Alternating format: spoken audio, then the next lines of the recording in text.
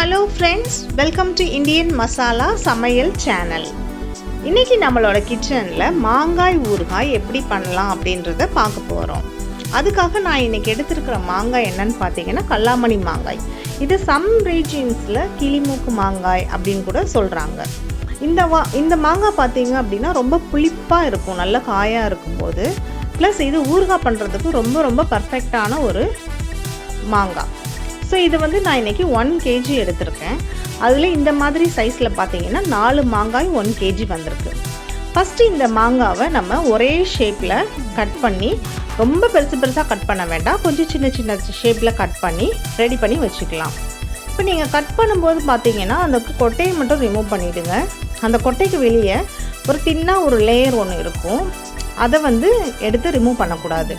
அதை மாங்காவோட சேர்த்தே நீங்கள் கட் பண்ணி எடுத்துக்கோங்க. அது இந்த டிஷ்ஷுக்கு நல்ல ஒரு டேஸ்ட் கொடுக்கும்.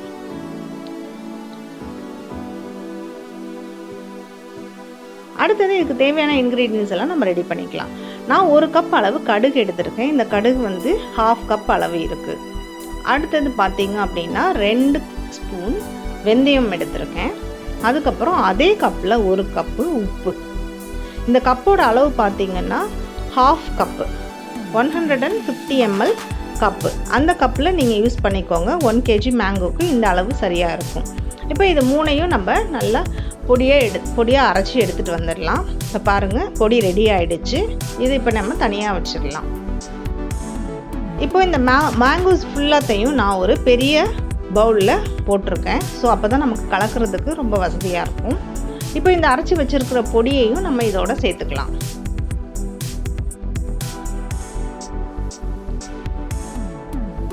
இதோட அதே கப்பில் 1 கப் மிளகாய் தூள், 1 ஸ்பூன் மஞ்சள் தூள்,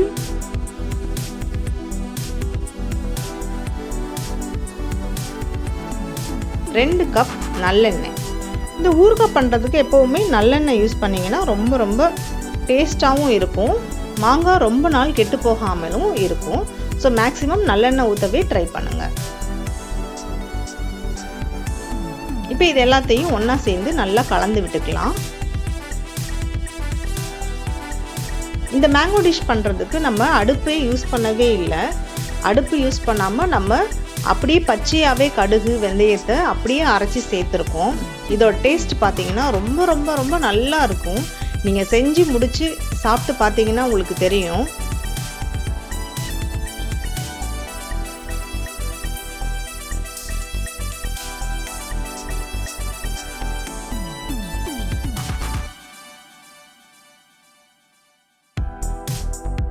இப்போ இதை நல்லா கலந்தாச்சு.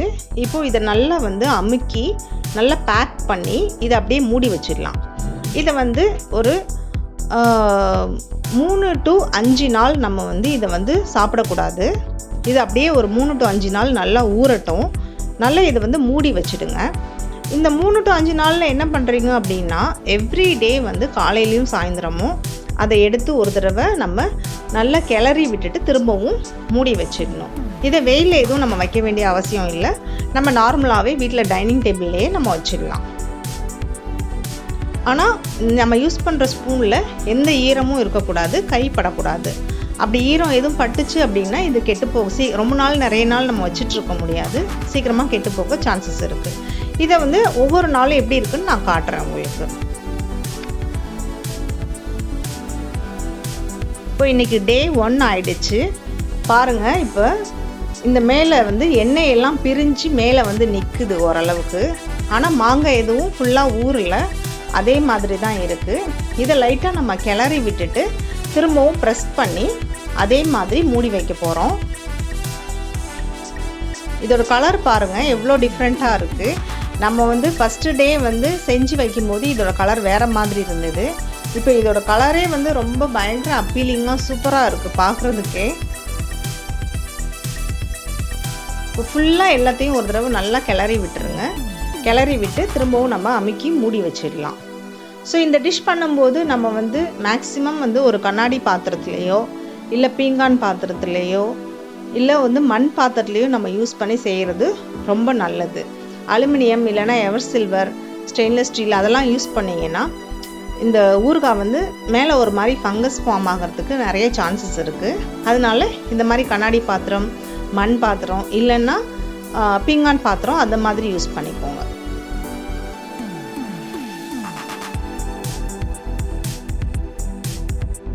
இப்போ இதை நம்ம மூடி வச்சிடலாம். செகண்ட் டே எப்படி இருக்குது அப்படின்றத நம்ம பார்க்கலாம். இப்போ செகண்ட் டே ஆகிடுச்சு. இன்றைக்கி பாருங்கள், இன்னும் கொஞ்சம் நிறையவே எண்ணெயெல்லாம் வெளியில் வந்திருக்கு. இன்னமுமே கலர் வந்து ரொம்ப சூப்பராக வந்திருக்கு. இதை நம்ம இதே மாதிரி நல்லா எல்லா பக்கமும் நல்லா ஃபுல்லாக கிளறி விட்டுட்டு மூடி வைக்க போகிறோம்.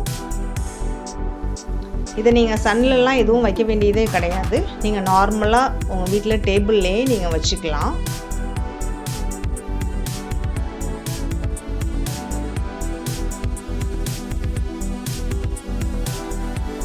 இந்த ஊறுகாய் வந்து நீங்கள் பார்த்தீங்கன்னா ஒரு 1 இயர் வரைக்கும் கூட இந்த ஊறுகாய் வந்து கெட்டே போகாது. இதில் நீங்கள் தண்ணி எதுவும் படாமல் கைப்படாமல் பார்த்துக்கிட்டீங்க அப்படின்னா இப்போ இந்த சம்மருக்கு நீங்கள் பண்ணுற ஊறுகாய் அடுத்த சம்மர் வரைக்கும் ரொம்ப நல்லாவே இருக்கும்.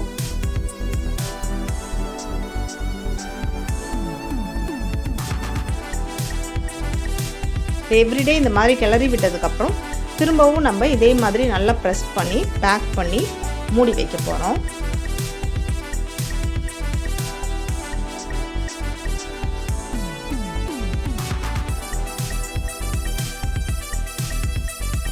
இப்போ இதை நம்ம மூடி வச்சிடலாம். அடுத்த நாள் எப்படி இருக்குது அப்படின்றத நம்ம பார்க்கலாம். இன்றைக்கி பாருங்கள், இன்னும் கொஞ்சம் எண்ணெய் வந்து ரொம்ப வெளியில் வந்து இன்னும் பார்க்குறதுக்கே வந்து டிஷ் வந்து ரொம்ப பயங்கர சூப்பராக இருக்குது. இப்போ இதை இமீடியட்டாக சாப்பிடணும் போல தான் இருக்குது. கொஞ்சம் அந்த மேங்கோஸ்லாம் பார்த்தீங்கன்னா கொஞ்சம் லைட்டாக ஊறி போய் கொஞ்சம் லைட்டாக குழ குழன்னு இருக்குது. இந்த ஊறுகாய் பார்த்தீங்கன்னா நீங்கள் வந்து ஒரு 15 டேஸ் கழித்து நீங்கள் சாப்பிட்டீங்கன்னா இதோட டேஸ்ட் வந்து ரொம்ப ரொம்ப நல்லாயிருக்கும். அப்போ தான் அந்த மாங்காய் ஃபுல்லாக அந்த மசாலாவில் எண்ணெயிலலாம் ஊறி ரொம்ப ரொம்ப அந்த டேஸ்ட் ஃபுல்லாக எல்லாம் மிக்சடாக நமக்கு கிடைக்கும். ஸோ இப்போவே நீங்கள் சாப்பிட்டீங்க அப்படின்னா அந்த மாங்காய் வந்து கொஞ்சம் லைட்டாக அந்த மசாலாலாம் உள்ளே இறங்காமல் கொஞ்சம் பச்சையாக இருக்கும். ஆனால் டேஸ்ட் வந்து ரொம்ப ரொம்ப நல்லாயிருக்கும்.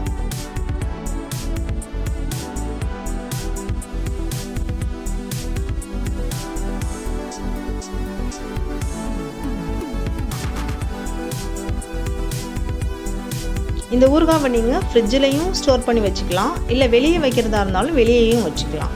ஆனால் தண்ணி மட்டும் படாமல் நம்ம பார்த்துக்கணும். ஸோ திரும்பவும் இதை பேக் பண்ணிவிட்டு திரும்பவும் நான் வந்து மூடி வைக்க போகிறேன்.